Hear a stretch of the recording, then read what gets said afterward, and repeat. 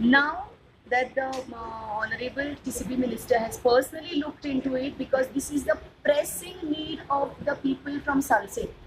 Not from Margao and Fatorda, that we need to do something with the Sonsodo dump. He has taken it up to the Honorable CM, who is also the chairman of the High Power Committee. So yesterday when he called for a meeting, he has assured us that we have requested that you withdraw this contractor, to withdraw this contract and to award it to, you give the whole operations to Science and Technology and Environment Department, and let them go ahead through JSIDC and take care of the Sonsodo dump on the same in the same manner as the way Saligaon treatment plant is functioning, and the Pato.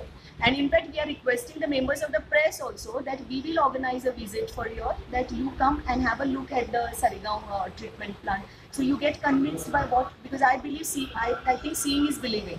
So you have to believe what you are seeing. You have to get convinced, because I have seen there, I myself also had my own doubts, but when I know those people, they're so passionate about what they're doing, especially the biotechnology, the environment and science and technology people who are working there.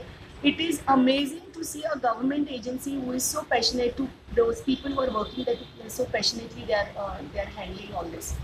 So they have agreed, and they said in the first week of April we will start with the operations. We will try and handle as much as the dump, because the dump is in two phases. One is a fresh dump with the fresh garbage, and the one dump is almost dry. So we will first tackle the old dump, whereby we already have dry dump there.